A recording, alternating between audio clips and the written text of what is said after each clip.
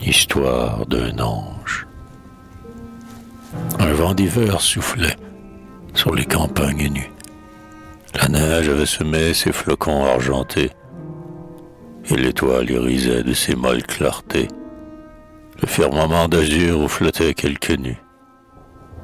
La ville, d'où montait un bruit continuel, allumait tour à tour ses brillants réverbères. Et la nuit commençait, la nuit des grands mystères, la nuit sublime de Noël. Dans les beffrois altiers, les humbles tourelles, les cloches balançaient des accords merveilleux, car c'est dans cette nuit que leurs chants sont joyeux, et que leurs douces voix deviennent solennelles. Bien des pauvres humains, lassés de leur labeur, et courbés sous le poids d'une nouvelle année, croyaient voir fleurir leur jeunesse fanée, et songeaient encore au bonheur. Cette nuit vit l'amour remplacer la vengeance, le pardon relever le coupable soumis. Elle vit l'union de bien des ennemis. Elle vit, sous le chaume où régnait l'indigence, les cœurs se rassurer contre le lendemain. Elle vit la douleur sécher ses tristes larmes, chaque bouche sourire avec de nouveaux charmes, chaque front prendre un air serein. L'automne, en s'en allant, laissait, sur son passage, un parfum de bonheur doux et mystérieux. Le riche et l'indigent levaient ensemble aux cieux, un cœur rempli d'amour, un esprit sans nuage. La paix et l'allégresse habitaient les palais, la joie et l'abondance étaient dans les chaumines, et rien n'était plus gai que les voix argentines des enfants réjouis et frais. Dans le deuil, cependant, une de ces demeures était plongée, hélas, depuis quelques moments, sous les lambris dorés des beaux appartements. Le désespoir sonnait de lamentables heures. Les petites voix faiblement murmuraient, au milieu du silence, une plainte légère. Et puis, de temps en temps, sanglotait une mère, car son jeune enfant se mourait.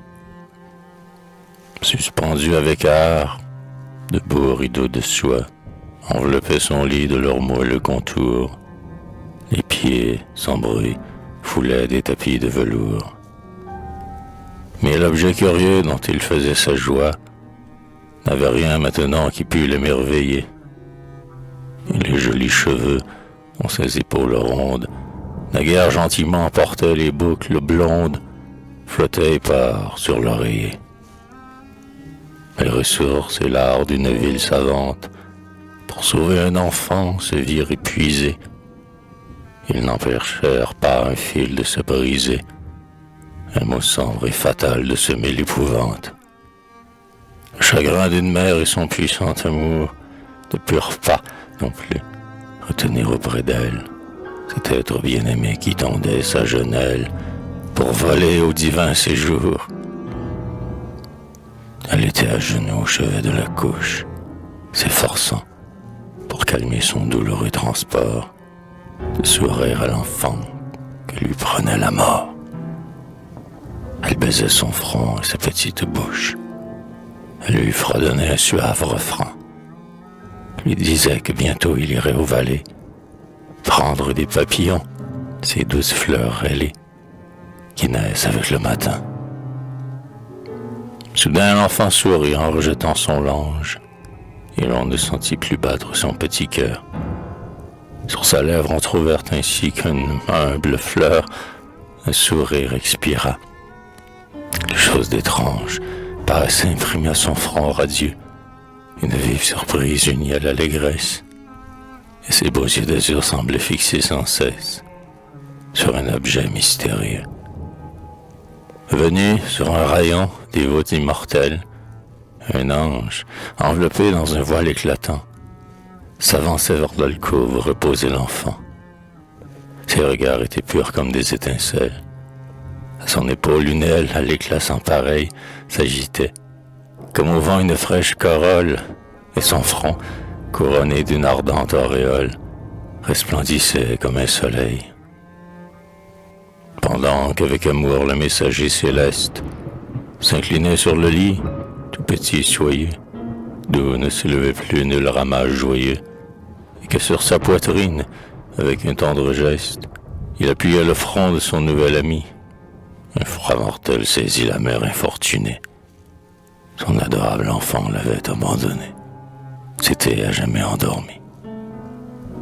Cependant, déployant ses deux ailes de flamme, l'ange prit son essor vers les parvis sacrés. Il flotta mollement dans les airs empourprés, comme un signe de neige au sommet d'une lame. Et, pendant qu'il portait l'objet de son amour, en triomphe, bien loin d'une patrie ingrate, il mit à ses côtés une rose incarnate, cueillie au terrestre séjour. Et le petit enfant, dans sa joie ignorante, demande que sa mère avec lui monte aux cieux. Il fixe, tour à tour, un regard anxieux sur son guide céleste et la rose adorante qui repose toujours près de son cœur aimant. Mais l'ange, souriant de son inquiétude, le presse sur son cœur avec sollicitude. Il lui fait ce récit charmant. Apprends, ô mon ami, que le ciel à la terre, par de touchants rapports a voulu se lier, qu'il voit ce qui ici passe et ne peut l'oublier. Les longs tourments de l'homme et sa joie éphémère, au ciel trouve toujours un écho solennel. Sur la terre, l'amour bien vite, hélas, s'épuise. Dans le ciel, au contraire, il croît, se divinise. Dans le ciel, il est éternel. Dans un pauvre quartier de cette grande ville, dont, au-dessous de nous, tu vois luire les toits, et dans un gîte obscur se trouvait, autrefois, un petit orphelin souffreteux et débile. Il n'avait pas connu la suave pitié, et, dans l'approchement d'une existence aride, jamais la charité n'avait servi de guide à son faible et timide pied. Tous les mornes ennuis et toutes les misères qui ne viennent à vous que sur l'aile des ans, et dont l'enfance ignore, au moins, les traits cuisants, broyaient son jeune cœur dans leurs nombreuses serres. Au matin de la vie, il envoyait le soir, pour nourrir s'il avait l'indigence au sein maigre. Pour unique héritage, il cueillait un mot aigre quand il passait sur le trottoir. Trop faible pour prier, n'ayant nul camarade qui voulut près de lui demeurer un moment, il voyait tous ses jours s'écouler tristement. Bien souvent, il mettait son pauvre front malade comme un roseau brisé dans ses petites mains, appelant le sommeil qui le fuyait sans cesse. Il laissait, bien souvent, sa tête avec tristesse tomber sur ses grossiers coussins. Son esprit s'égarait en des rêves étranges. Il s'imaginait voir de lointaines forêts, des chœurs mélodieux et des ombrages frais. Il s'imaginait voir, échapper à leur lange, des bambins tout roses courir sur le gazon, égrener dans les airs les choux de leur voix gaie, et traîner derrière eux l'aubépine des haies, en retournant à la maison. À peine se glissait dans cette rue obscure où vivait, délaissé, le petit orphelin, le bienfaisant rayon d'un ciel pur et serein. Quand l'air chaud de l'été ranimait la nature, cet air que vous aimez, qui n'a rien d'accablant, dans les riants bosquets qui vous prêtent leur ombre, suffoquait le petit sous son toit bas et sombre, ou sur le pavé tout brûlant. Par un jour des plus beaux que le ciel vous envoie, tout chantait dans les airs, la ville était tout bruit. Il sortit de nouveau de son triste réduit, et, d'un pas chancelant, suivit la grande voie. Il arriva tout près d'un superbe jardin, qu'entourait avec grâce une ceinture en pierre. Au milieu s'élevait une maison princière, dont l'aspect l'arrêta soudain.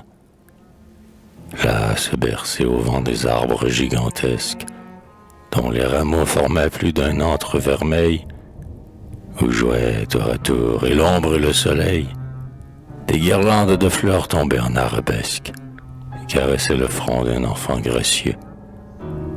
Des fontaines lançaient, en ruisselantes gerbes, les ondes de leur sang qui tombaient sur les herbes, avec des bruits harmonieux. L'orphelin avança sa figure amaigrie, à travers les barreaux de la porte de fer. Il contempla longtemps cette ondulante mer de verdure et de fleurs, des bois et des prairies, qui s'offraient tout à coup à ses regards surpris.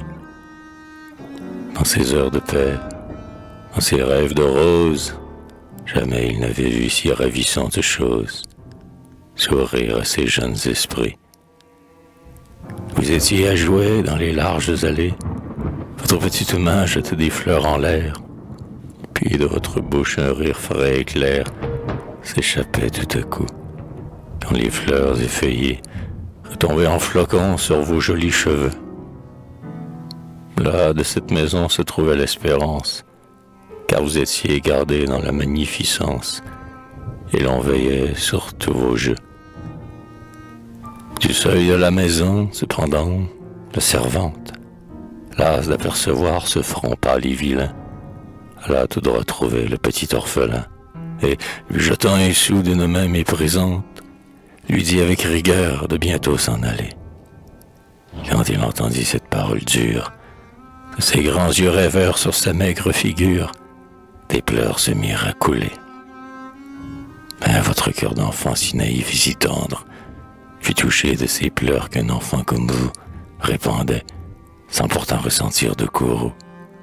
Et, laissant là vos jeux, vous êtes allé prendre une éclatante fleur, la plus belle du lieu, et vous êtes de suite, avec un gai visage, venu la lui donner à travers le grillage, en lui disant un doux adieu. L'aspect de cette fleur, son merveilleux arôme, le charme de ce mot sensible et généreux, pour l'esprit désolé du petit malheureux, furent, en ce moment, comme un céleste baume. Lui que tous accueillaient avec des mots d'aigreur, il ressentit alors une joie inouïe. Il garda dans sa main la rose épanouie et le tendre mot dans son cœur. Puis il s'en retourna, palpitant d'espérance, dans son pauvre réduit. Pauvre, oh non, désormais, il est tout inondé de douceur et de paix. Car les rêves sacrés de l'innocente enfance, l'amour et le repos, le bonheur et l'espoir, sur la couche paisible le petit sommeil, voltige par essaim la lueur vermeille des étoiles d'un calme soir. L'aurore n'avait point du chevet solitaire chassé la vision, et le pauvre petit, plus faible que la veille, avait gardé le lit. Avait-il entendu les riches de la terre lui parler, dans un rêve, avec calme et bonté? Et tout fut, ce jour-là, d'une douceur extrême. Ah, c'était cette fleur dont le charme suprême éloignait toute anxiété. Il souriait toujours en regardant la rose, et bien qu'il vît tomber dans sa débile main, une par une, hélas, les feuilles des carmins. Faut-il donc voir périr une aussi belle chose? Ma fleur, tu renaîtras, dit-il dans ses transports. Le lendemain matin, lorsque dans la mansarde, l'aube laissait glisser sa lumière blafarde, la rose et l'enfant étaient morts. Apprends, mon bien-aimé, que notre maître Auguste ne dédaigne jamais les bonnes actions, que l'amour pur qui naît dans les afflictions, sous le ciel orageux de votre monde injuste, en Dieu se fortifie et devient éternel, et que les purs esprits créés dans la lumière conservent à jamais, dans son ardeur première, l'amour né comme eux dans le ciel. Ainsi l'ange parlait à l'enfant de la terre, puis il penchait son front sur le fardeau charmant, qu'il pressait dans ses bras avec ravissement. Et l'enfant, étonné de ce nouveau mystère, interrogeait des yeux le brillant ciel d'azur, qui devant lui s'ouvrait avec tant de délices, et la magique fleur dont l'éclatant calice lui versait un parfum si pur. Et l'ange, souriant, reprit bientôt encore: « Le Seigneur m'a permis de vous aller chercher avant que le malheur ne soit venu toucher de son souffle mortel vos jours à leur aurore, avant que le péché n'ait souillé votre cœur, car j'étais l'orphelin auquel, dans sa misère, vous daignâtes offrir cette rose si chère, avec un mot plein de douceur. Et dans cette cité dont avait parlé l'ange, au fond du cimetière, un superbe tombeau avait été construit du marbre le plus beau. Il se voilà de fleurs d'une richesse étrange, sitôt que du printemps le vent tiède souffla. Et près de ce sépulcre émaillé de verdure était une autre tombe, humble, petite, obscure. Nul ne savait qui dormait là.